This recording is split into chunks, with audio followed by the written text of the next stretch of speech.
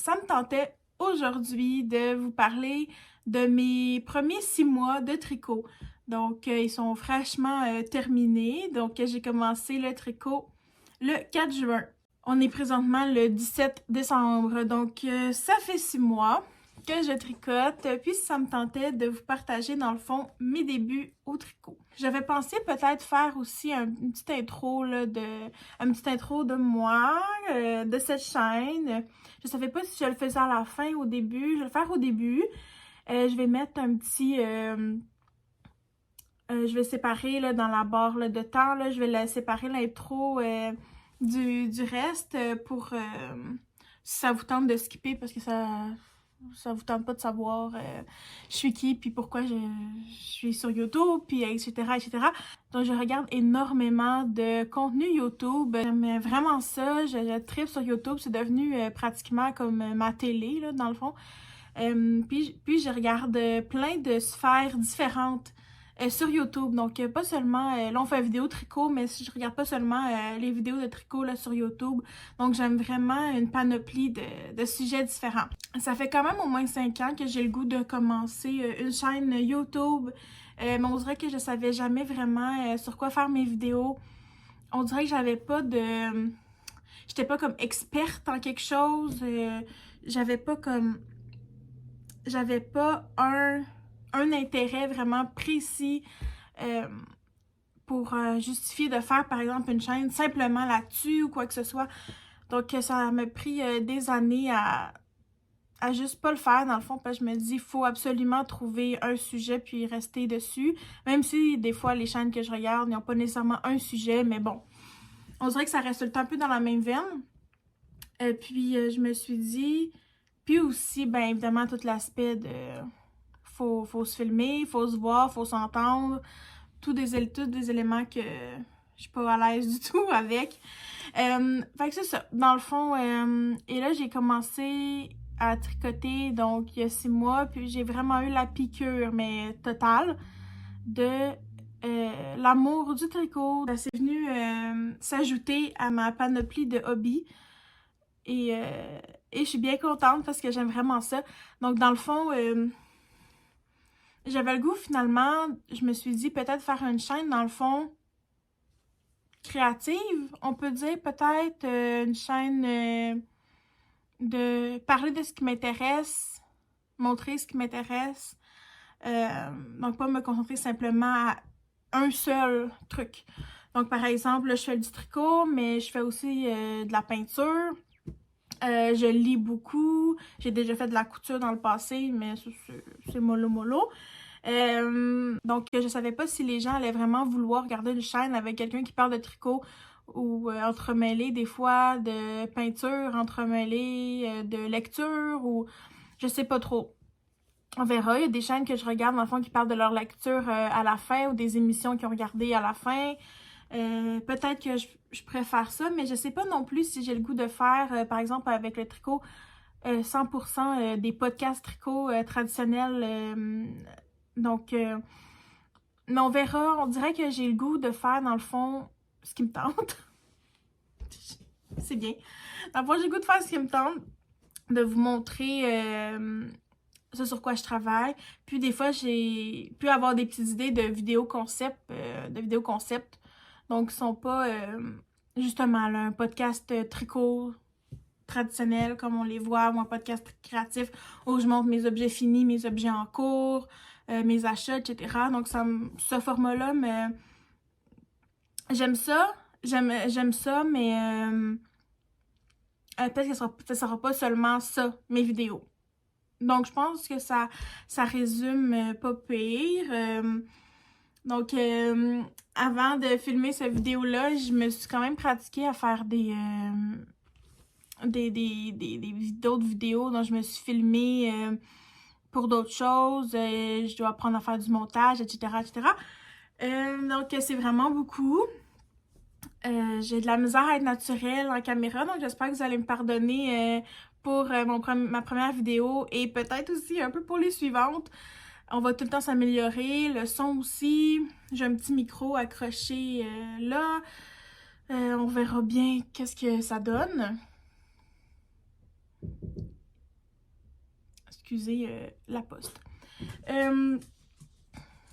Bon, puis là, mon chien qui a entendu la poste cogner, là, fait que là, il est curieux. Donc, je me suis dit dans le fond que ce serait vraiment le fun pour commencer sur ma chaîne de faire un 6 mois de tricot.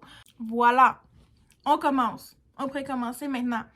Donc, dans le fond, mon tricot. Je savais pas tricoter avant de commencer, là, justement, il y a 6 mois. Ma grand-mère avait déjà essayé de me montrer quand j'étais plus jeune, mais j'avais jamais, une fois qu'elle m'avait montré avec elle, la journée avec elle, après ça, j'en avais plus jamais fait chez moi, je continuais pas à pratiquer, etc. Donc, j'avais complètement oublié comment, donc il fallait vraiment que je réapprenne. Donc, il y a quelques années, ça me tentait d'apprendre le crochet. Puis, j'avais acheté, ça doit faire, je vous dis, il y a peut-être 3 ans. Il y a peut-être 3 ans, 4 ans. Je sais pas, en tout cas, environ. Que j'avais acheté un kit de crochet. J'avais été sur un site, là, je me souviens plus c'est quoi, mais j'avais acheté un kit de crochet avec un petit kit de laine à côté. Dans le fond, une coupe de balles de laine, là, pas trop cher, que j'allais pouvoir prendre pour commencer. Finalement, j'ai jamais commencé le crochet. Je pense que j'ai regardé une vidéo, puis j'ai jamais commencé. Donc, c'est la vie. Mais là, je suis tombée sur des tricoteuses sur Instagram. Je trouvais ça absolument magnifique. Puis je voyais qu'on pouvait vraiment s'exprimer dans le tricot. Donc, je me suis dit, ben, pourquoi pas? Donc, j'ai commencé... mon processus, ça a été de commencer à regarder des vidéos YouTube de tricot. Donc, j'ai vraiment regardé les podcasts tricot de plein de tricoteuses. Donc, j'ai regardé qu'est-ce qu'ils avaient fait, leurs produits, leur objet fini, en cours, tout ça, puis comment ils en parlaient, puis je me disais que ça avait vraiment l'air le fun. J'ai donc décidé de me lancer. J'ai décidé d'aller, il y avait tellement de vidéos sur YouTube pour commencer. On n'est vraiment pas obligé de payer là, pour commencer pour des cours de tricot si on n'a pas les moyens. Là. Moi, je suis allée en premier, ben j'ai regardé des vidéos YouTube et j'étais vraiment overwhelmed de la quantité. On dirait que je savais vraiment pas par où le prendre, même si tu peux juste taper tricot pour débutants, les points de base, apprendre à faire les mailles envers, endroit, tout ça. Donc, mais moi, j'avais déjà la plateforme Skillshare là, pour d'autres choses. Je me suis dit, je vais aller voir s'il y aurait pas, c'est sûr qu'il y aurait ça, là, des gens qui font des cours plus...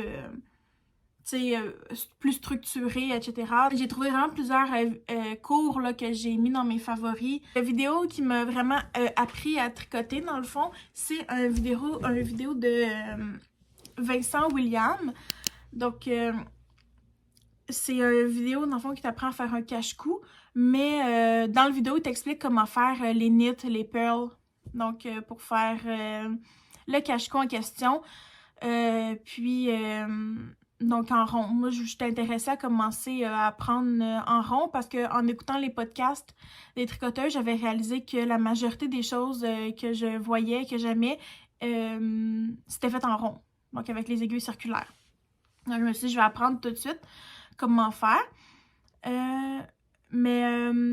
J'avais dans mes affaires, à part le kit de crochet que j'avais pas d'aiguilles circulaires, j'avais seulement 2 paires d'aiguilles droites que, dans le fond, avec lesquelles ma grand-mère m'avait montré à tricoter, mais qui étaient restées dans le fond, dans un sac caché, dans le fond, avec tous mes trucs de hobby créatif.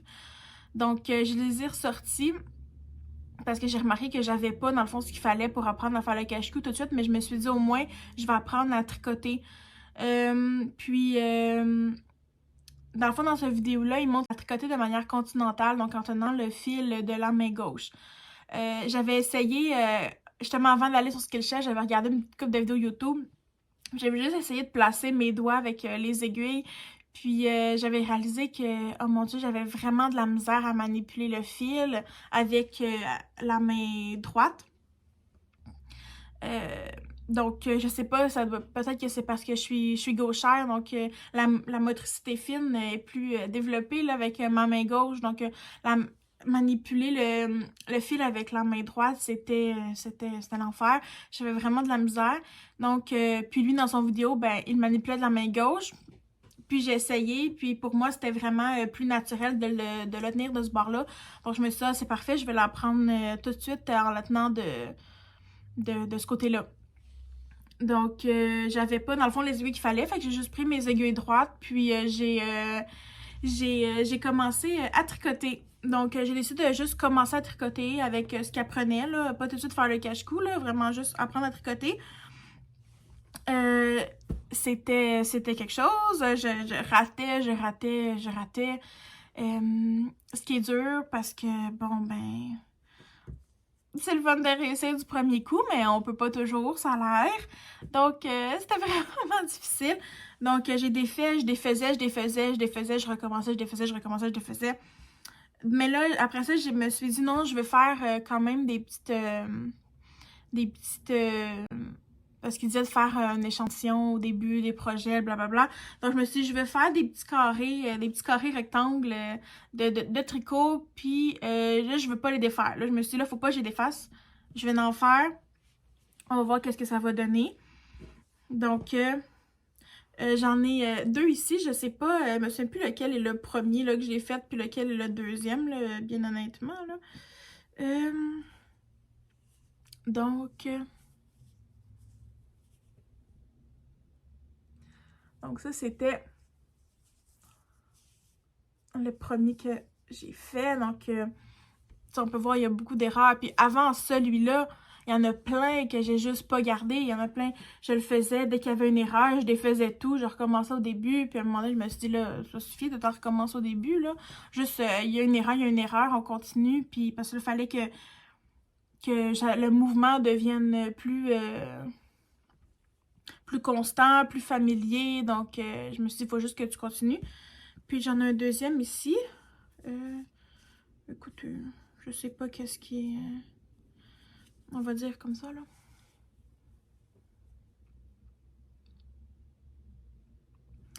Puis, dans le fond, ça ici, ça a été fait avec la laine que j'avais achetée avec mon kit de crochet. Donc, c'est de la laine de coton à Sugar and Cream. Donc, tu sais, pas du tout adapté à ce que je voulais faire, mais pas pantoute. Mais c'était ce que j'avais dans mon stash, donc je l'avais déjà. Donc, je voulais vraiment pas racheter de la laine pour le tricot. J'avais déjà acheté plein de laine, puis c'était de la laine quand même pas chère là, quand je l'ai acheté. Donc, je me suis dit, je vais juste me servir de cette laine-là. Puis en plus, je sais pas si mes goûts ont vraiment évolué en 4 ans, mais... toutes les couleurs que j'avais achetées, c'était pas du tout des... C'est même pas des couleurs que... c'est même pas des couleurs que j'aime ou qui me vont bien ou... Je sais pas trop pourquoi j'avais acheté toutes ces balles-là, mais je me suis dit, on va les utiliser pour apprendre à tricoter. Fait que là, j'ai ça. Après ça, pour le cache-cou, il y a une partie de côte. Donc, j'ai aussi fait un petit... oups. J'ai fait des petites côtes. On apprend, tu sais, on voit que c'est pas... Donc, ça pour apprendre. Là, ça me tentait vraiment de faire le vrai projet, un cache-cou. Fait que j'ai décidé d'aller m'acheter des aiguilles. Ben, en fait, une aiguille circulaire. Donc, dans le fond, j'ai acheté les aiguilles puis le câble, les deux séparément. Parce que je me suis dit que pour après, j'avais déjà vu là, dans les podcasts que j'écoutais les kits interchangeables. Donc, je savais déjà que ça existait, tout ça. Alors, je me suis dit, j'achèterai pas des fixes, là, je vais acheter des interchangeables tout de suite. Comme ça, plus tard, ça va être plus pratique. Mais j'avais pas encore réalisé la petite notion de c'est pas grave si ton câble est plus petit, mais plus grand, c'est qu'à un moment donné, ça va pas être trop grand parce que ton nombre de mailles, tu pourras pas joindre en rond, là. Ça n'aura pas assez. Donc, avec ce que j'avais acheté, finalement, je pouvais pas faire le cache-cou.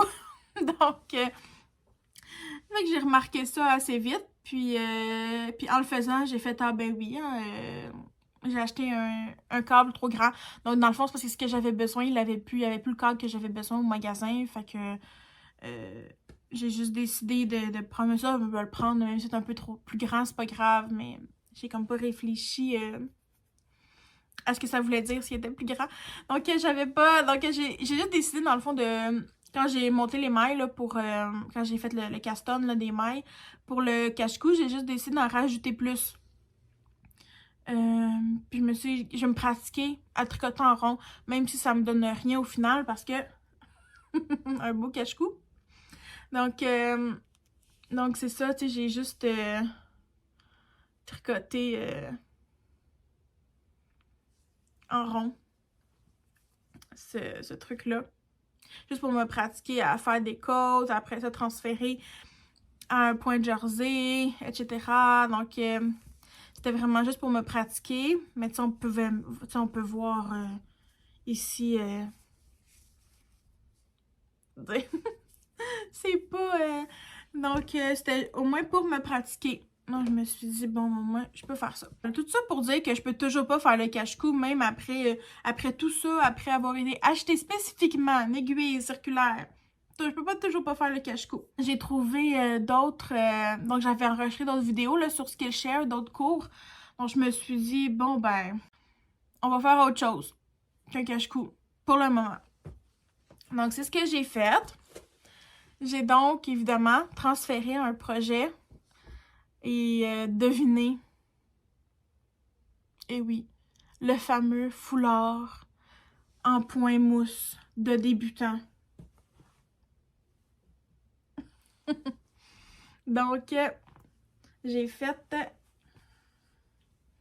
ce foulard-là.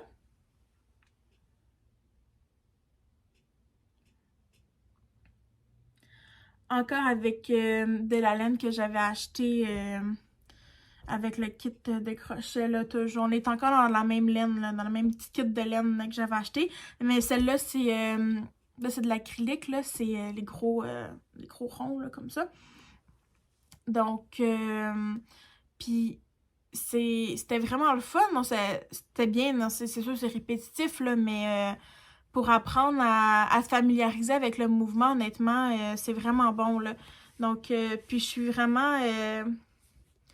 vraiment contente du résultat. Honnêtement, je suis sûre que si je recommençais le même foulard aujourd'hui, il serait pas mieux, là, il serait pas plus beau, là, parce que j'ai vraiment rien à dire sur la qualité du tricot du foulard que j'ai fait. Donc, pour être passé de ça à ça,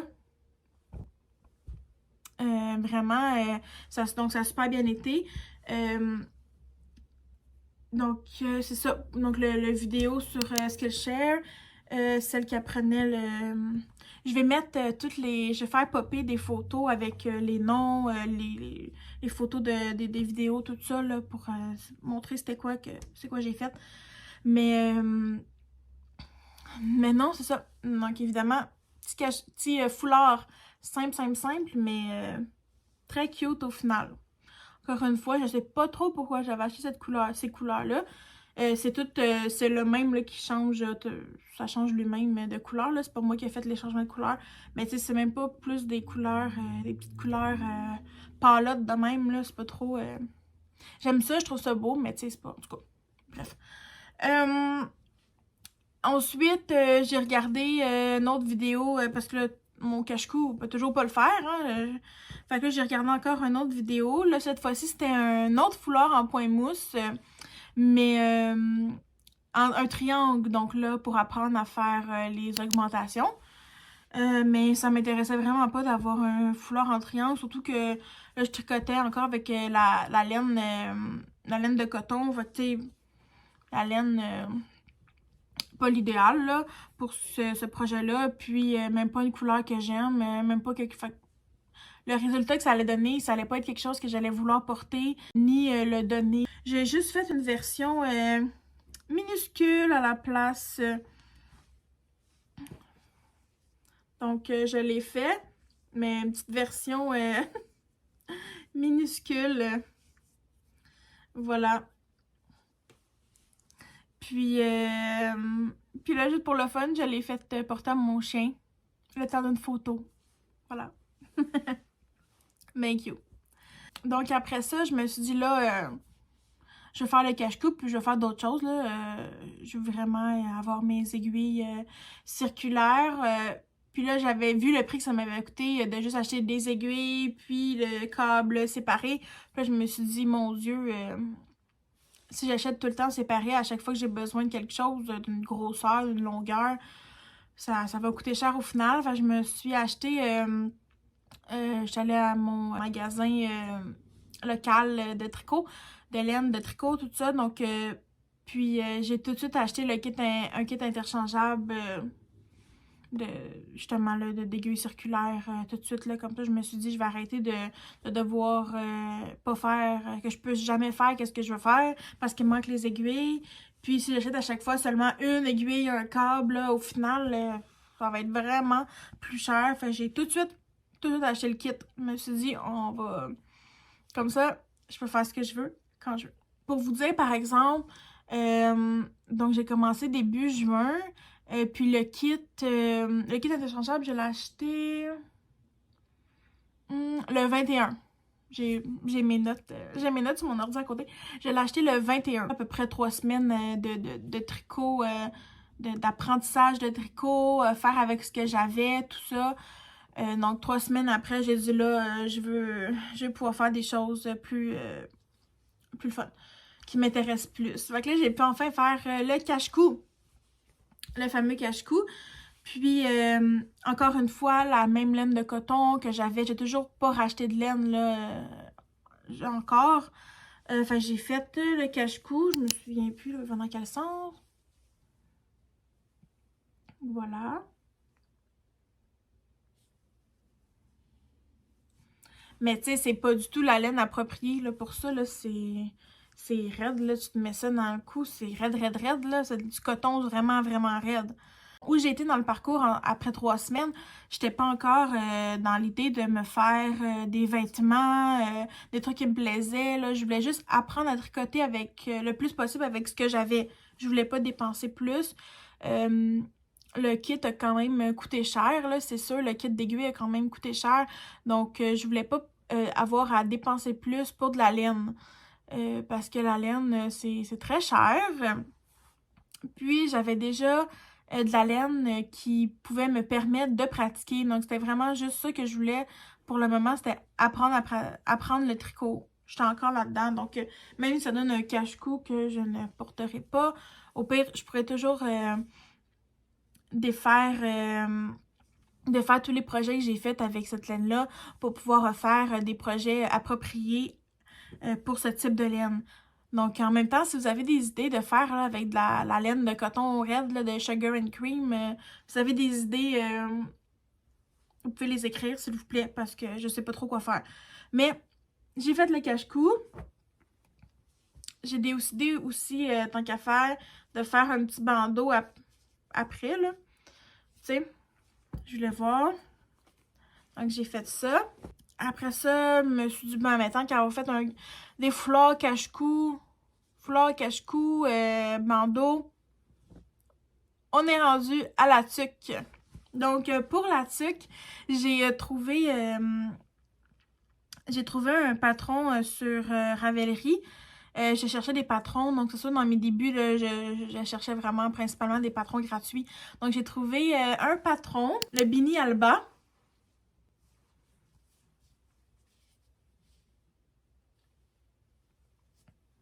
Donc, voici le petit Bini Alba. Donc, patron gratuit, vraiment tout simple à faire, encore une fois, pas du tout la laine appropriée pour la tuque. Mais ça m'a permis d'apprendre ben, la tuque, parce qu'elle est vraiment simple, elle est en côte 1-1, tout le long.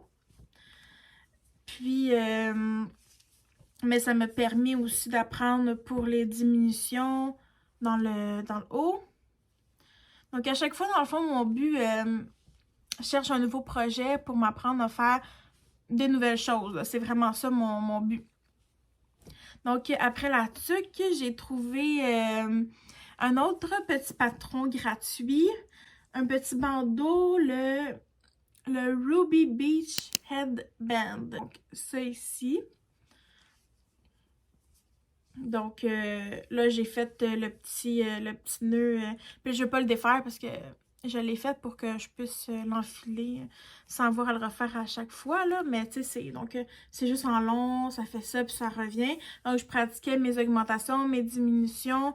Puis aussi, elle faisait comme une petite bordure chaque côté. Encore une fois, je suis pas sur le gauge du tout. Je checkais aucun gauge ici. Là, mon but, c'était vraiment d'apprendre les techniques. Ça me dérangeait pas si le produit final, il était pas exactement parfait, parce que de toute façon, j'avais pas de la laine faite pour ça, pour rien de ce que je faisais en ce moment, là. Euh, donc, par exemple, moi, il est plus gros que c'est supposé être pour vrai. Puis, je l'avais fait même trop court, mais en le bloquant, je l'ai vraiment étiré, puis là, j'étais capable de faire un nœud, parce qu'avant le blocage, j'étais même pas capable de faire un nœud. Donc, voilà. Ah oui, puis en parlant du blocage, parce que là, on est rendu en juillet, là, le cache-cou, à partir du cache-cou, là, ça, j'ai fait ça début juillet. Donc là, on n'est plus en juin, on est rendu en juillet.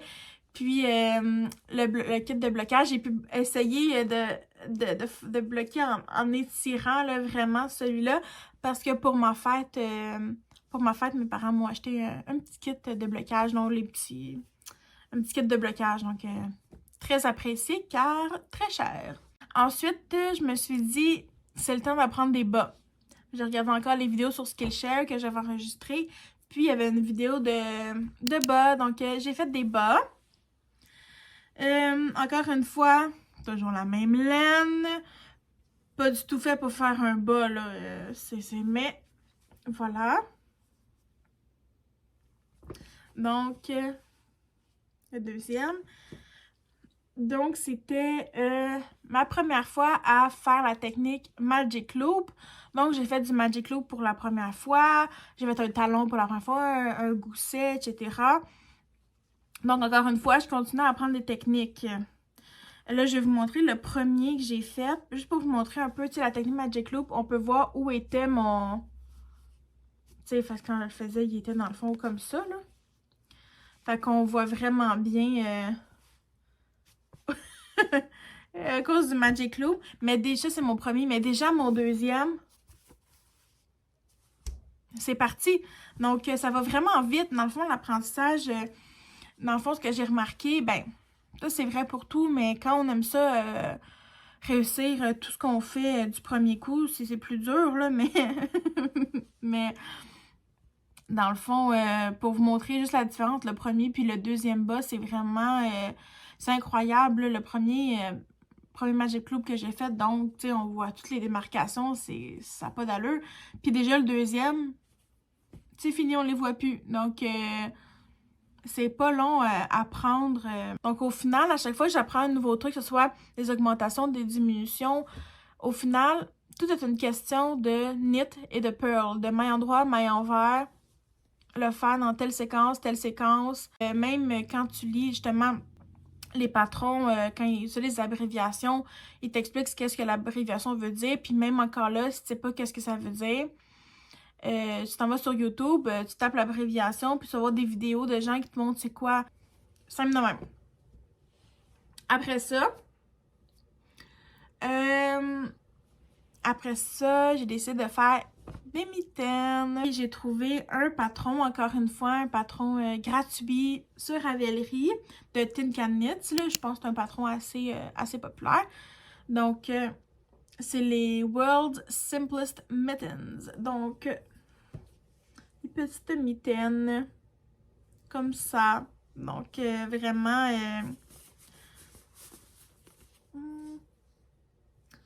donc, c'est super. Puis moi, dans le fond, j'ai vraiment des petits pouces. Donc, à chaque fois que j'achète des mitaines, là, le pouce, il est tout le temps au moins trop grand. Donc, c'est super désagréable et pas du tout pratique. Donc, j'aimais vraiment l'idée de pouvoir faire mes propres mitaines pour ajuster surtout la longueur du pouce. Donc, encore une fois, pas du tout la bonne laine pour faire ça. Mais c'est pas grave, on apprend avec ce qu'on a. C'est parfait. Ensuite, là, dans le fond, mon stage de laine là, que j'avais déjà commencé à diminuer avec tout ce que je faisais. Puis là, j'avais le goût de faire des choses qui allaient pouvoir peut-être servir pour vrai, ou j'avais le goût d'explorer qu'est-ce que ça pourrait être comme feeling, une autre laine que le coton raide. J'ai trouvé sur Facebook Marketplace, dans le fond, une dame là, qui vendait un gros lot de laine, de plein d'affaires. C'était vraiment un bon prix, fait que je me suis dit, bon, c'est peut-être pas non plus la meilleure des laines là, que j'achète, mais au moins ça va me faire une variété de texture, une variété de couleurs, une variété d'épaisseur de laine. Elle avait, tu sais, il y avait de la worsted, de la bulky, il y avait même je pense qu'il y a du fingering dedans. Donc au moins, c'est pas les meilleures laines, c'est pas les coloris, mes coloris préférés, mais je me suis dit, au moins, je vais pouvoir explorer. J'étais encore dans un minding d'exploration du tricot. Donc, j'ai décidé, avant du prochain, j'ai trouvé après ça une autre méthode, parce que celui-là, le talon, la manière que c'était fait, j'aimais vraiment pas ça, les deux grosses lignes ici. Je trouvais que c'était désagréable dans le pied. Puis, dans le fond, ces bas-là sont trop petits, pour moi.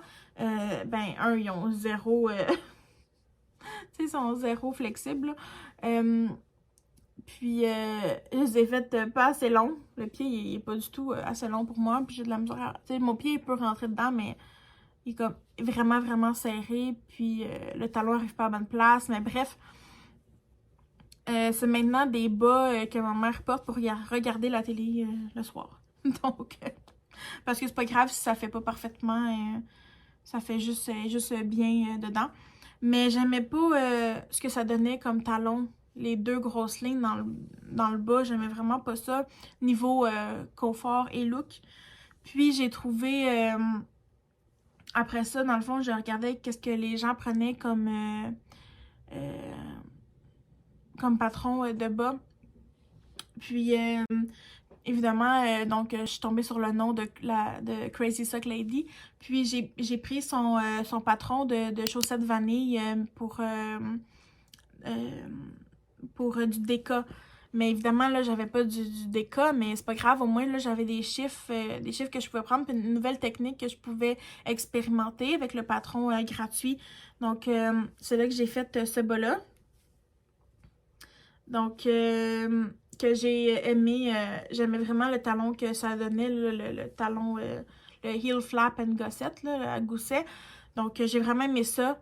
Mais j'ai pas fait un deuxième parce que je savais que j'allais pas le porter de toute façon avec cette laine-là. -là, c'est super désagréable. Donc, j'en ai pas fait un deuxième. C'était juste pour valider que j'aimais le talon. C'était pour essayer une nouvelle technique de talon, en fait. Ensuite, donc, puis il y a plusieurs patrons aussi que, dans le fond, pour trouver de l'inspiration pour les patrons, sur Ravelry, tu sais, on peut écrire qu'est-ce qu'on recherche, puis dans le fond, faire le tour, puis regarder qu'est-ce qu'il y a disponible. Ou sinon, en écoutant des podcasts tricot aussi, ça donne de l'inspiration. Puis, il y en a, tu sais, ils proposent certains patrons, il y en a qui les font, donc on peut prendre l'inspiration là. Donc, ensuite, en faisant des recherches Ravelry, j'ai trouvé le Roomy Balaclava. Puis, je me suis dit, ça va m'apprendre aussi ça, une nouvelle technique parce que tu fais le top, tu reprends les mailles, tu y vas en aller-retour, mais rendu ici, tu dois rajouter des mailles sur ton aiguille pour connecter, puis continuer en rond. Donc, je me suis dit, ça allait m'apprendre une nouvelle technique, puis je trouvais ça vraiment le fun, l'idée. Puis, dans l'achat que j'avais fait sur Marketplace, il y avait de la laine, tu sais, vraiment fuzzy. Puis je sais pas si on peut bien voir, mais il y a des petits brillants dedans. Donc ça fait vraiment comme un petit bleu glacial. Je trouvais ça vraiment le fun pour l'hiver. La seule chose, c'est que j'ai fait un bind-off beaucoup trop serré. Fait que pour le passer par-dessus ma tête, c'est tout un projet. Alors, il appartient maintenant à ma mère parce que ma mère, elle a vraiment une plus petite... elle a vraiment une plus petite tête que moi, là, plus petite que moi. Donc, elle, ça passe sans problème. C'est comme si de rien n'était. Là, je lui ai dit, ah, attention, quand tu vas l'essayer, ça risque d'être un peu serré. Pas pantoute. Parfait pour elle. Donc, j'ai fait celui-là. Bon. Puis là, je viens de me rendre compte que j'ai toujours pas rentré les fils. Mais en tout cas. Donc, vraiment le fun. Donc, je pense que j'aimerais ça m'en refaire un à moi en faisant un bind-off. Un bind-off moins serré. Ensuite, je suis retournée... je vais refaire une paire de bas parce que j'avais... sur Ravelry, j'avais déjà enregistré plusieurs patrons de bas là, gratuits que j'avais trouvés. Puis, dans le fond, tout le temps dans le but d'essayer des nouveaux talons pour découvrir quel talon me convenait le mieux. Fait que là, j'ai trouvé le patron gratuit de Steven West, les Simple Socks. Donc, avec le petit talon comme ça. Donc, c'est un petit talon, dans le fond, en point mousse. Donc, voilà. Puis là, cette fois-ci, j'ai pris encore dans les laines que j'avais depuis longtemps. J'avais une autre laine qui était un autre coton, mais qui était beaucoup moins raide que le coton de Sugar & Cream. Donc celui-là, c'est un coton beaucoup plus fin. Beaucoup plus fin, donc c'est beaucoup vraiment mieux pour des bas. Donc ça, maintenant, c'est mes bas. Donc c'est mes bas de télé à moi. Ma mère, elle a les oranges, puis moi, j'ai ceux-là. Donc, le talon, j'ai remarqué, là, avec le point mousse, ça glisse, je sais pas, ça glisse plus. Puis là, quand ton talon, il se met à être sur le point mousse, je trouve que c'est vraiment, vraiment inconfortable. En tout cas, pour moi, là, l'effet que ça donne sur mes pieds, c'est pas le fun, mais... donc, c'est pas quelque chose que je mettrais dans des souliers, dans des bottes pour marcher. Mais pour écouter la télé le soir, il n'y a pas de problème. Donc, ça donne ça ici, là, ça. Puis, donc, j'ai vraiment aimé ça. Le reste était parfait, là, à part que j'aime pas le talon point mousse. J'aime pas la sensation du talon point mousse. Puis, je trouve que ça tient moins bien le talon. Ça a tendance à plus glisser, à mon expérience. Mais sinon, très bien. Puis encore une fois, tu sais, vu que j'utilise pas de la bonne... c'était pas de la bonne laine, là, pour faire des bas... tu sais, c'est déjà super abîmé. Tu sais, on voit déjà, il commence à avoir un trou. Attends. Tu sais. C'est déjà vraiment abîmé parce que finalement, genre, je voulais juste les mettre devant la télé, c'est pas grave. Mais finalement, je me rends compte que j'ai les mettre puis je me promène avec quand je suis chez moi toute la journée ou tout le soir. Fait que ils sont déjà maganés. On est rendu au mois d'août, là, avec tout ça. On est rendu au mois d'août. J'ai pas fait... j'ai vraiment mal fait de suivi. Peut-être que je devrais ajouter les... Après, au montage, mettre des petits pops, des dates. Je pense que je vais faire ça, les dates que j'ai faites, les projets. Donc, petite note à moi-même pour le montage. Pour vous donner un peu une idée du timeline, là, de combien ça me prend de temps à faire les choses en tant que débutante. Donc, après ça, dans l'achat que j'ai fait sur Facebook Marketplace, la dame avait plein de... Il y a plein de petites balles style qui viennent du Dollarama, là. Je me suis dit, ah, si j'en combine tout le temps deux, je vais pouvoir continuer à me pratiquer pour faire des bas. Donc, toujours avec le patron de Crazy Sock Lady, le patron gratuit de Crazy Sock Lady, de DK. Mais je sais pas pourquoi, je le sais que c'est pas de la DK que j'ai, mais je sais pas pourquoi j'ai juste pas fait une taille plus grande que je devais, parce que sont toutes ultra serrées sur moi. Tu sais, j'ai tellement de la misère à passer mon pied dessus, puis... Mais c'est sûr, parce que, c'est pas de la laine, c'est pas fait pour faire des bas, il n'y a aucune élasticité, rien, c'est raide. Tu peux pas passer ton pied là-dedans. Fait que, puis c'est même pas de la DK, je pense que c'est de la Worston. Fait que j'aurais juste faire une taille plus grande, je sais pas pourquoi. J'ai toujours pas fait une taille plus grande. Donc, ça c'est ce que ça donne. Donc, ici. Donc, la prochaine paire que j'ai faite, c'est ceux-là.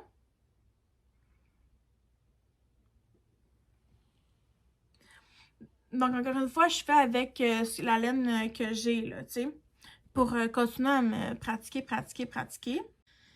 Après ça, j'ai fait ça. Puis j'ai commencé un comme ça, mais après ça, j'ai arrêté parce que là, j'avais d'autres projets. Donc ça, c'est les bas que j'ai fait en tant que débutante, là, vraiment pour me pratiquer.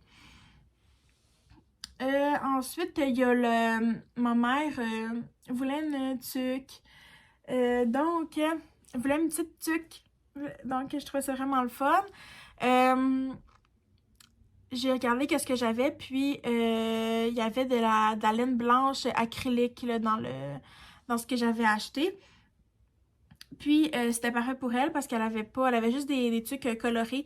Donc elle voulait une tuque justement neutre qu'elle pourrait porter avec n'importe quoi.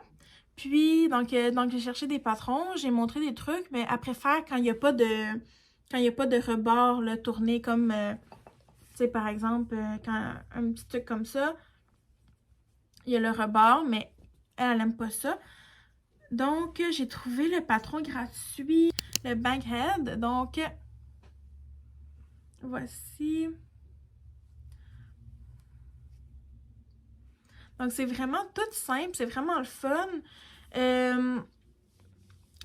Donc, ça m'a appris à faire des côtes, comment on appelle ça? Du twisted rib. Comme ça. Puis, le petit design ici là, que ça donne, c'est vraiment simple.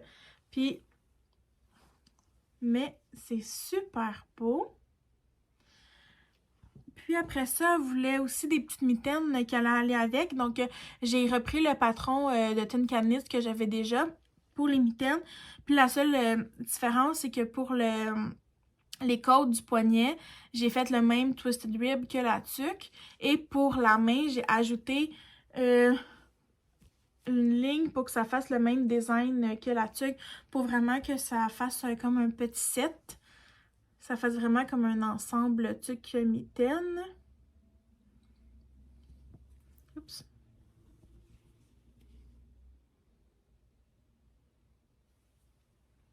Et voilà, fait que ça lui fait un bel petit ensemble. Elle voulait, dans le fond, le but, c'était pas pour porter durant l'hiver, quand il fait -20, -30. C'était vraiment plus pour quand il fait frais, quand tu veux une tuque, mais t'as pas besoin que ce soit la tuque la plus chaude, là, ou que ce soit des grosses mitaines. Juste que tu sois un petit peu au chaud, donc je me dis que c'était parfait. Puis elle les a déjà mis quelques fois, là, depuis que depuis que l'automne a commencé, puis elle est satisfaite, cliente satisfaite. Puis ma marraine a vu, ma mère a vu la tuque de ma mère. Puis donc elle en voulait une, fait que j'en ai fait une aussi. Puis elle voulait aussi une tuque noire, donc donc le but c'est de faire aussi la même mais en noir. Mais j'ai fait juste une petite erreur. J'ai oublié de faire la rangée là, tu sais, pour que ça donne cet effet-là. Donc dans le haut, il n'y a pas l'effet ici, c'est juste des pearls standards. Mais c'est pas grave, donc ça fait deux trucs différentes là, dans le fond.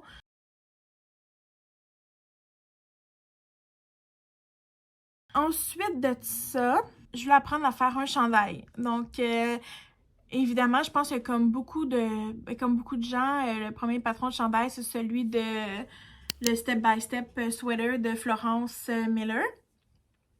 Donc, puis là, le chandail, c'est celui que vous voyez accroché en attente ici, que j'ai commencé le 27 septembre.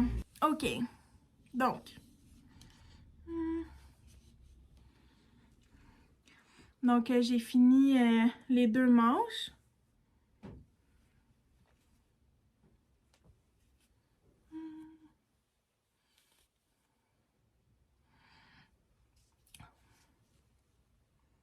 Donc, c'est un raglan.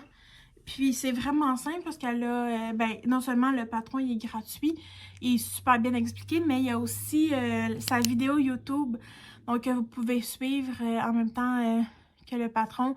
Elle explique super bien comment faire. Il y a différentes options aussi pour le col.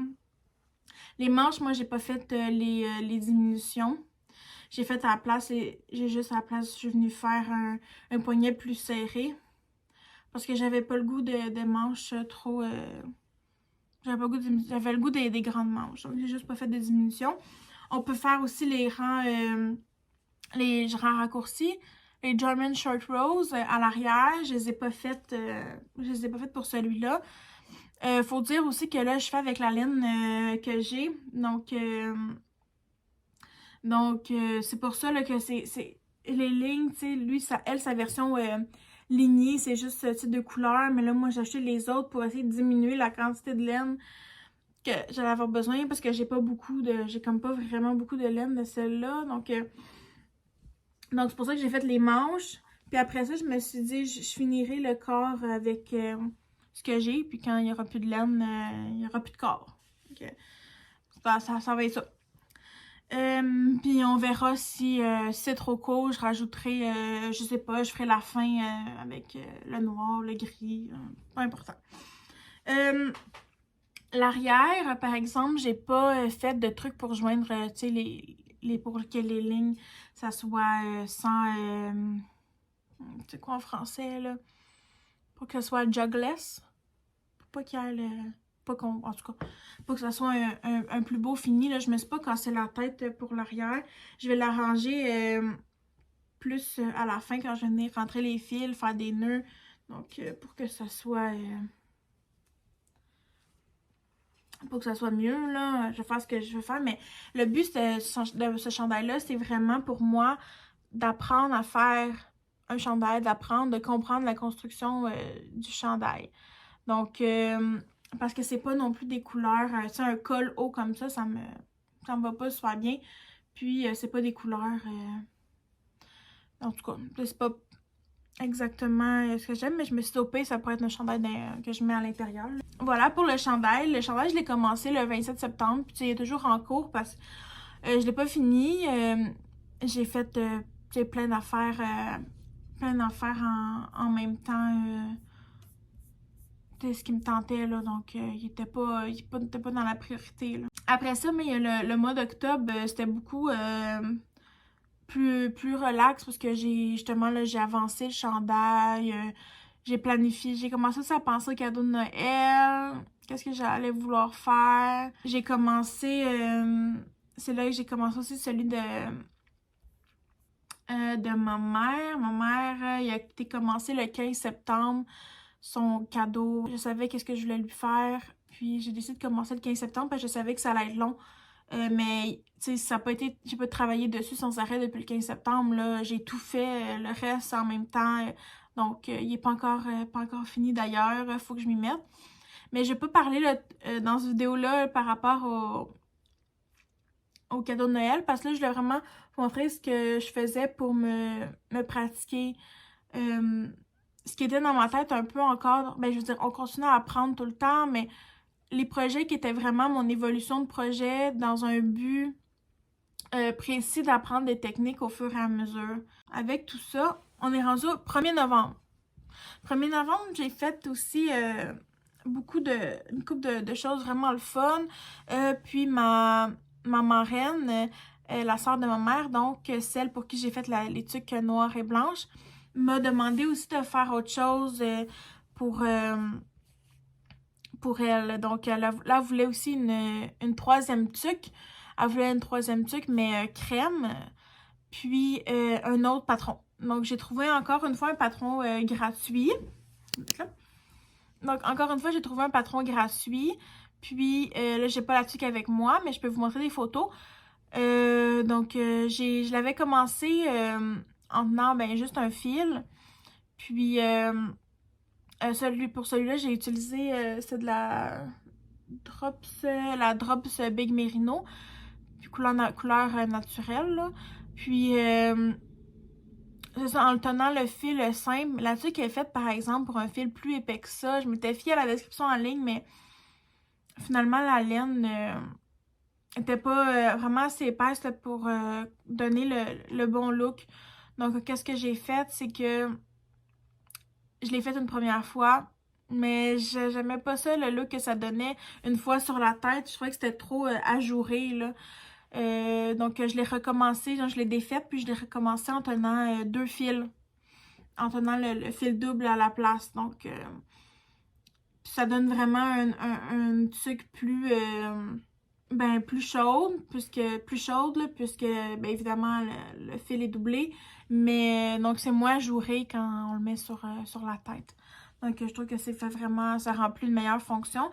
Puis, elle avait déjà deux petites tuques, les deux petites tuques noires et blanches, là, qui sont déjà plus minces. Donc, je me suis dit, mais là, j'en ferai pas une troisième qui sert un peu le même, qui a le même but. Je vais en faire une qui a un but différent, une chaleur différente. Donc, voilà. Donc, j'ai fait celle-là, la tuque crème, la Chip and Pearl Hat. Donc, voilà. Ensuite, pour moi, je me suis fait des bandeaux. Donc, j'ai trouvé encore un patron gratuit, le Everyday Ear Warmer. Donc, j'ai vraiment adoré ça. Donc, voilà. J'avais... Ah oui, puis entre-temps, j'étais aussi à un moment donné allée au Village des Valeurs, puis j'ai acheté de la laine au Village des Valeurs, là. J'ai acheté comme 4 petits sacs de laine là, qu'il avait fait. Puis, il y avait une laine super bulky, celle-là, dedans. Donc, elle est super belle. Donc, j'ai fait ça. J'ai fait le bind-off un petit peu trop serré. Donc, c'est maintenant un bandeau à ma mère. Puis, moi, donc, puis là, je l'ai refaite avec encore de la laine du Village des Valeurs que j'avais. Cette fois-là, une laine bulky. L'autre, c'est de la super bulky. Celle-là, de la bulky. En tout cas, elle est un petit peu plus petite que l'autre. Verte, comme ça, ici.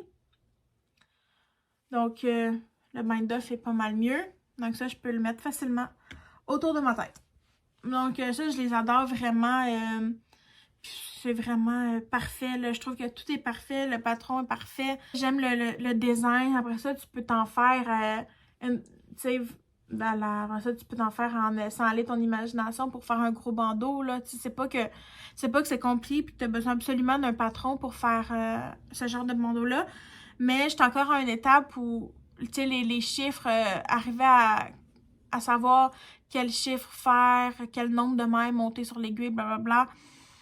Encore, je suis pas encore en confiance avec ça. Donc, avoir un patron, c'est sûr que c'est l'idéal, là. Comme ça, au moins, tu sais, tu te trompes pas dans le nombre de mailles que tu mets sur tes aiguilles. Rendu là, c'est vraiment...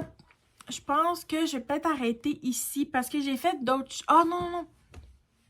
Puis, pour finir la vidéo, dans le fond, pour la dernière chose, j'ai fait encore une fois un patron gratuit qui est une espèce de foulard capuchon qui s'appelle le clamshell. Donc, ça commence, tu sais, comme ça, la partie foulard. Là, il y a les augmentations. Après ça, il y a les augmentations. Après ça, on fait un bout droit. Après ça, on fait les diminutions. Puis on finit encore avec la section foulard. Patron, super simple. C'est sûr, si vous avez de l'expérience, pas besoin de patron pour faire ce genre de trucs-là. Mais moi, ça m'aide de voir ce qu'on peut faire, comment on s'y prend. Puis ensuite, après ça, on peut le faire à notre manière, selon nos besoins, nos goûts, c'est sûr. Là, donc, je trouve ça vraiment le fun. Ensuite, après ça, les projets dont je pourrais vous parler, c'est des projets qui sont en lien avec des cadeaux de Noël. Donc, c'est sûr que je ne vais pas les dire dans cette vidéo-là parce que dans le fond, rendu là, je pense que tout ce que j'ai fait, tout ce que je vous ai montré,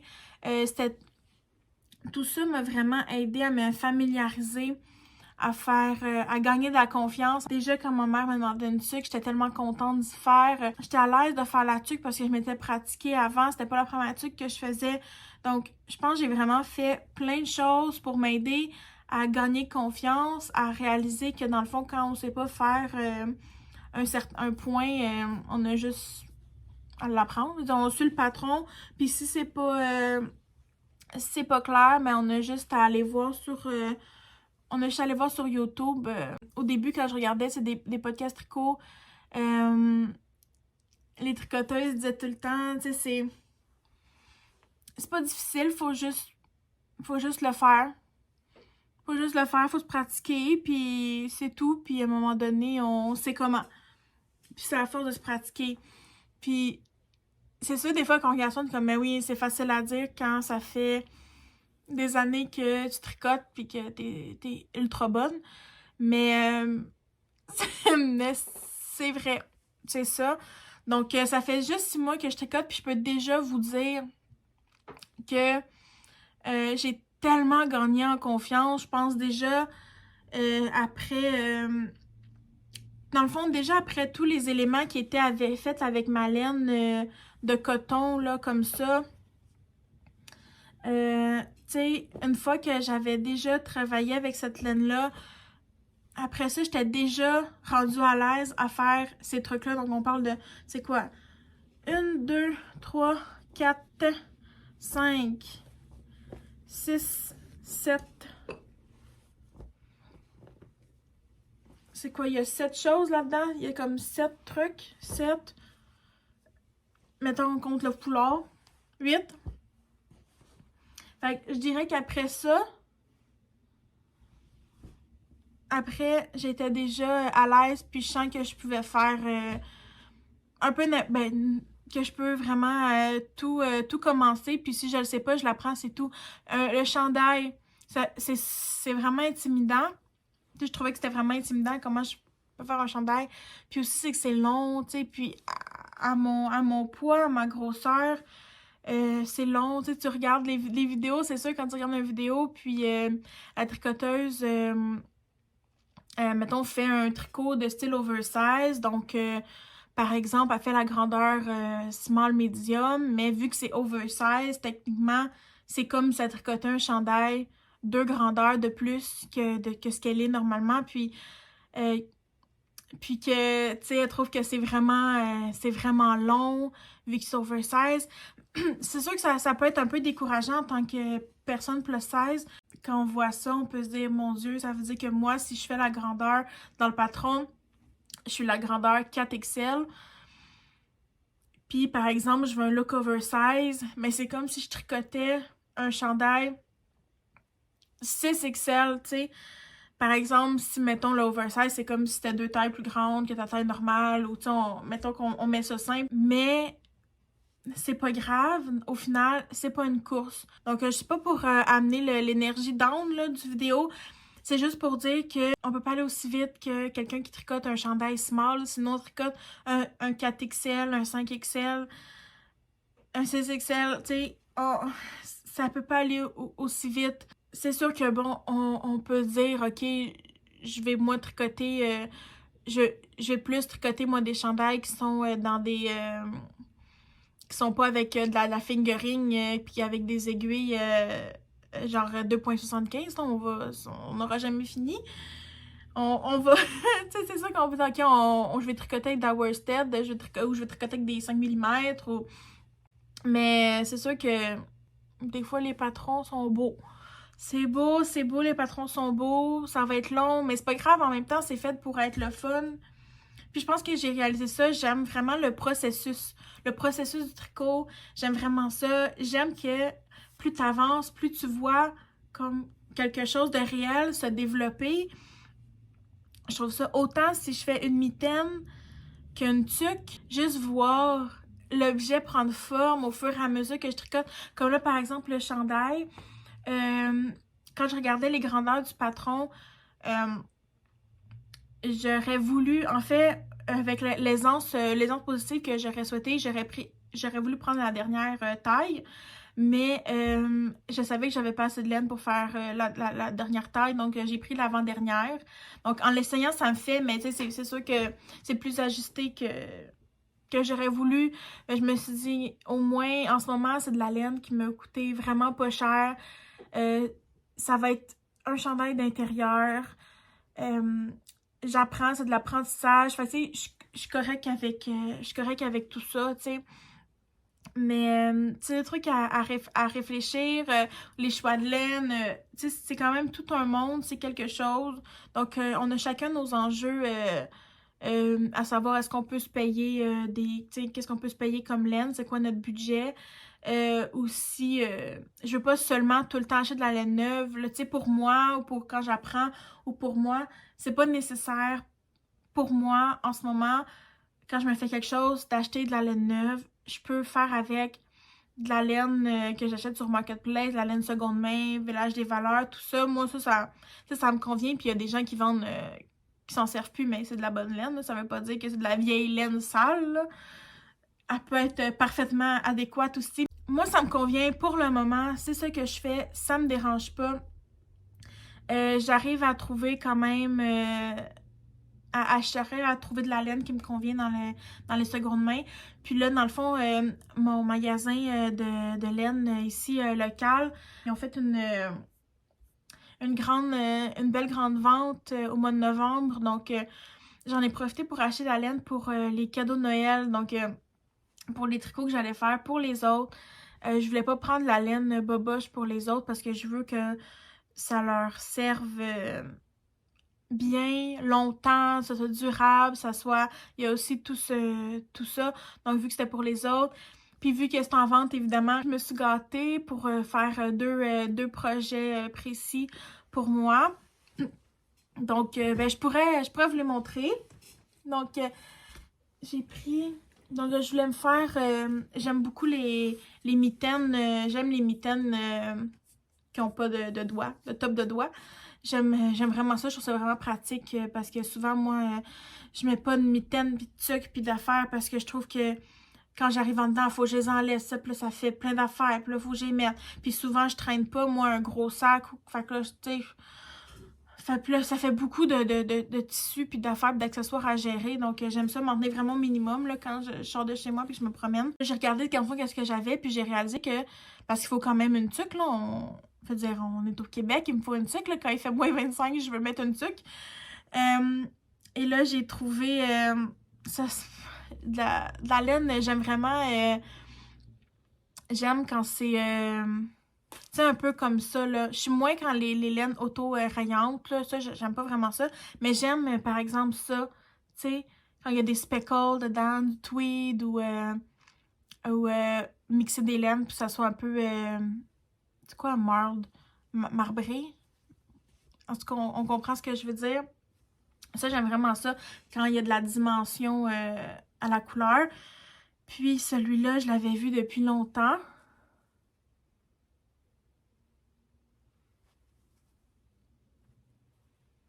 Donc, c'est de la Worsted Tweed.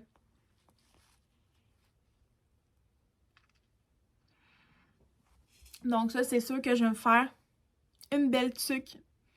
Puis, je pense que c'est vraiment une couleur que j'adore, qui me va bien. Donc, j'ai vraiment, vraiment, vraiment hâte de l'utiliser. Donc, je me suis gâtée ça parce que c'était en vente. Parce que c'est pas donné. Donc, mais là, vu qu'il y avait la vente, je me suis gâtée. Puis, l'autre chose aussi que j'ai fait, justement, ensuite, pour les mitaines pas de doigts, ce que j'ai fait, j'ai regardé, j'ai trouvé un patron gratuit, encore une fois. Puis, j'ai regardé qu'est-ce qu'elle prenait comme laine, tout ça. Puis, j'ai remarqué que c'était vraiment le fameux duo fingering et mohair.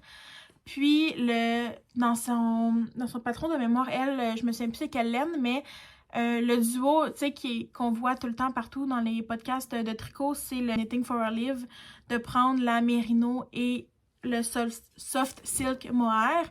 Donc, c'est un duo extrêmement cher à ma grandeur, à ma grosseur, me faire un chandail complètement comme ça. Ça sera pas pour bientôt. Puis aussi, j'ai aucune idée ma tolérance au mohair. Aucune idée. Vu que mon petit patron pour mes mitaines recommandait de toute façon un fingering et un mohair, je me suis dit c'est le temps parfait pour tester le petit duo. Donc,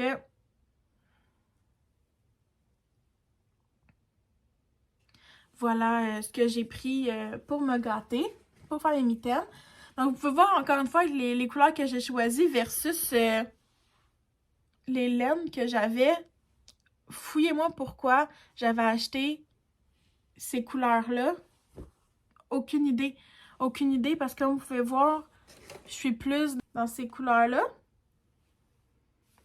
Donc, je sais pas pourquoi j'avais pris toutes des petites couleurs qui n'ont pas rapport avec moi. En tout cas, des fois, on fait des décisions puis on n'a aucune idée pourquoi On les a faites. C'était vraiment une vidéo, là, c'était beaucoup assis, parler, montrer. Je suis pratiquement dans le podcast traditionnel de montrer ce que j'ai fait. Mais j'espère que vous avez quand même apprécié parce que voulais vous montrer justement c'est quoi 6 mois de tricot. Souvent quand on écoute les podcasts, j'ai remarqué, tu sais, les tricoteuses sont tellement bonnes. C'est merveilleux ce qu'ils font, c'est tellement beau. Puis à chaque mois, il y en a qui font des podcasts à chaque semaine, d'autres à chaque mois. Mais on dirait qu'à chaque mois, ils font un chandail, un cardigan, 4 paires de bas, puis une tuque. T'es comme, oh, bobo, et ça produit. Mais fait que je l'ai montré un peu un aspect de un 6 mois tricot que j'ai pas. Je veux dire, t'apprends le tricot comme t'apprends le tricot, il n'y a pas d'étape prédéfinie. Je voulais pas être overwhelmed avec la quantité de techniques à apprendre. Puis, aussi, mon but, ça serait, tu sais, j'aimerais ça être capable de créer sans patron. C'est le fun de faire des patrons, j'adore ça. Mais j'aimerais ça arriver à un niveau où j'ai pas besoin nécessairement d'un patron pour comprendre comment fabriquer un chandail que j'ai en tête ou comprendre comment fabriquer un foulard que j'ai en tête ou comment faire, tu sais, des trucs comme ça. Je veux explorer différents points aussi, c'est sûr, mais j'ai pas besoin non plus de la plus grande complexité. J'aime aussi, je veux explorer mon utilisation des couleurs parce que là, c'est sûr, j'ai travaillé beaucoup avec des couleurs qui m'intéressent aucunement, là, mais c'était vraiment pour apprendre. Donc là, j'aimerais vraiment plus explorer ma créativité, les couleurs. J'ai encore énormément de laine de ce que j'ai acheté seconde main, ce que j'ai acheté à la dame sur Facebook Marketplace. Tu sais, c'était 2 gros sacs de poubelle remplis là, de laine. Donc, j'ai encore en masse de laine pour explorer, pour apprendre à faire plusieurs techniques. Puis, encore une fois, tu sais, quand t'achètes aussi seconde main, c'est dur de trouver une quantité chandail, mais c'est encore plus dur de trouver une quantité chandail quand ta quantité chandail requiert une énorme quantité de laine. Donc, il va falloir que j'explore, par exemple, il y a certains patrons que j'aime beaucoup, que je veux faire, par exemple, un chandail à manche courte. Je n'ai pas assez de laine, tu sais, pour le faire uni, pour faire toute la laine. Donc, j'aurai pas le choix d'explorer à mixer différentes laines, mixer différentes... Puis quand je dis laine, là, pas nécessairement de la laine, tu sais, 100% laine, là, laine dans le terme global, fil, dans le sens, j'ai de l'acrylique, j'ai de l'acrylique, du coton, j'en ai que c'est des mix de laine et acrylique. Donc, dans le sens, il va falloir varier, il va falloir que je mixe aussi les différents poids de laine.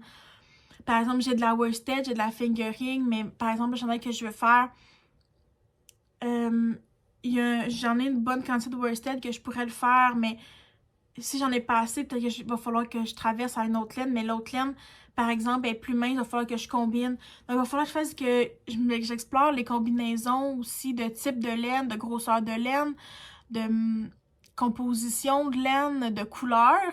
Puis je veux pas être trop dure avec moi-même que le résultat doit être parfait absolument. Je veux juste apprendre à tricoter, je veux juste tricoter. J'ai vraiment pris la piqûre, j'ai eu la piqûre, je suis tombée en amour avec ça et j'ai pas le goût de me mettre de pression. Je veux accepter que c'est pas toujours parfait. Je veux accepter que je fais avec ce que j'ai. Donc, c'est ça que je veux travailler dans mon optique de ma pratique créative. Je vais aussi revenir sur ma chaîne YouTube. Donc, dans le fond, je veux montrer ce que je fais, justement, par rapport au tricot, mais par rapport à ma peinture aussi. J'aimerais ça, parce que ma peinture, j'apprends sur le tas, j'apprends au fur et à mesure que je veux faire quelque chose. J'aime explorer différents styles, j'aime essayer des choses, essayer des couleurs, des textures. Je suis vraiment broche à foin. J'y vais, c'est ça. Je peins vraiment pas assez.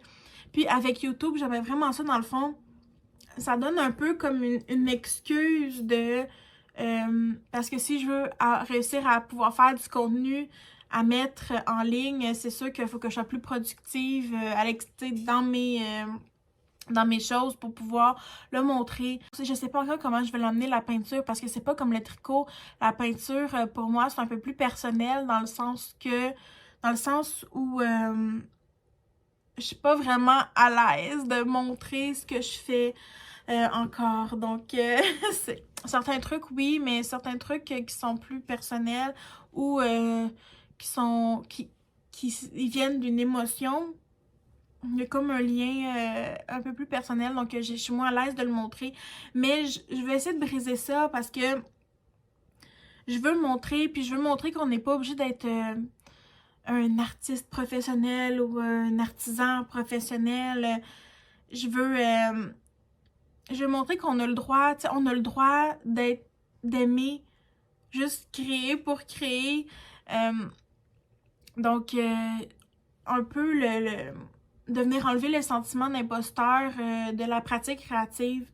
On dirait que quand on vend pas, que quand on le monétise pas 100%, que oui, je fais des toiles, mais je les vends pas, ou je fais des tricots, mais je les vends pas, on dirait que on dirait que c'est comme si c'était donc plus justifié qu'on le fasse.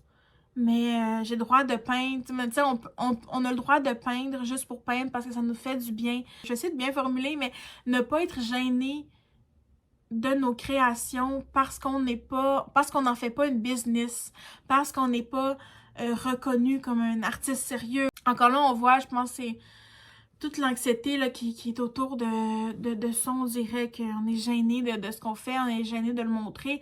On est gêné de dire qu'on dépense. Tu sais, je dépense pour... faut que j'achète de la peinture, il faut que j'achète des pinceaux, j'achète des toiles. Mais cet argent-là m'est jamais revenu. Tu sais, ça revient pas parce que personne les achète. Tu sais, je fais juste peindre. Pour moi, je peins... J'essaye, j'explore. Je suis encore dans une phase d'exploration en peinture. Tu sais, on dirait que je sors jamais de la phase d'exploration parce que j'aime juste essayer tout le temps plein d'affaires que j'ai jamais fait. Mais, sauf qu'en même temps, c'est justement... c'est comme le tricot, c'est plus on en fait, plus on a le goût d'en faire, plus on devient plus vite, plus on devient plus à l'aise aussi dans la pratique. Donc tout ça se regroupe pour moi, là, c'est vraiment mes deux amours créatifs, c'est vraiment la peinture et maintenant le tricot, là, ça fait vraiment... Donc, c'est sûr que j'aimerais ça combiner les deux pour parler ici sur la chaîne. Je sais pas encore si je vais combiner autre chose. J'aimerais ça faire des vidéos plus aussi, tu sais, style vlog, mais aussi style podcast assis comme ça. Ça peut être aussi vous emmener aussi dans mon processus créatif ou mes idées. Donc, ça peut être un vlog, mais avec des updates de ce qui se passe, mais je suis chez moi, là, je suis pas non plus partout ailleurs parce que je suis pas non plus tout le temps en train d'aller acheter des affaires ou en train de faire plein d'activités extraordinaires, là. Mais, donc, j'ai le goût de juste essayer de montrer qu'on peut être débutant dans quelque chose. On peut juste aimer ça pour aimer ça. Qu'on peut se tromper. Juste être à l'aise de défaire puis de recommencer. Juste ça, c'est à force de le faire qu'on s'habitue puis que ça devient plus grave, tu sais. Donc ma chaîne puis veut montrer que c'est ça. Veut montrer que on n'a pas à se sentir imposteur dans notre créativité, on n'a pas à se sentir imposteur d'être quelqu'un de créatif sans être un professionnel là-dedans, tu sais. Ben, je sais que moi, ça m'affecte vraiment beaucoup. Est-ce que c'est mon anxiété qui parle? Est-ce que c'est le fait de... Je sais pas. Donc, c'est ça aussi pourquoi j'ai attendu tellement longtemps avant de passer sur une chaîne YouTube, parce que j'étais comme, ouais, mais il y a pas je suis pas spécialiste dans un truc, il y a pas juste un truc qui me tente. Puis je me suis dit, ben, je suis pas la seule comme ça, là. C'est sûr qu'on doit être on aime juste faire plein d'affaires. Toucher à plein d'affaires, avoir plein de hobbies différents, comme la lecture. Tu sais, j'aime aussi tellement la lecture. Donc, quand j'ai commencé le tricot, la lecture a pris le bord un peu, là. C'est ça, j'ai beaucoup moins lu depuis que j'ai commencé le tricot. Puis là, je me disais, je veux me remettre à la lecture, mais là, on dirait que tout d'un coup, ça redevient plus comme... C'est plus aussi facile qu'avant parce que je l'ai tellement délaissé que là, ça redevient comme faut comme... Je réapprenne à réintégrer ça dans ma routine. Donc, juste naviguer à travers tout ça en tant que personne créative, anxieuse, tout mêlée, qui sait pas trop qu'est-ce qu'elle fait, qui a pas de but précis, qui a juste le goût de partager ça parce que ça m'affecte tellement. Ça m'a tellement affecté, ça m'affecte encore, mais j'apprends de plus en plus à juste accepter que je suis comme ça. Donc voilà, c'est pour ça que j'ai le goût de faire juste une chaîne pour montrer qu'on peut juste faire plein d'affaires. Faire juste plein d'affaires créatives si ça nous tente. On n'est pas obligé d'être la meilleure personne au monde, la meilleure tricoteuse de tous les temps. Ça nous tente, c'est le fun. Puis peut-être qu'on peut juste s'améliorer en le faisant, donc c'est fantastique. C'est ça qui est merveilleux. Bye bye! Allô? Allô? Non. Ok, ok, ok, ok, ok, ok. On y va. On y va. Ok. Ok, ok, ok, ok. Ah, Seigneur. Allô? Ah.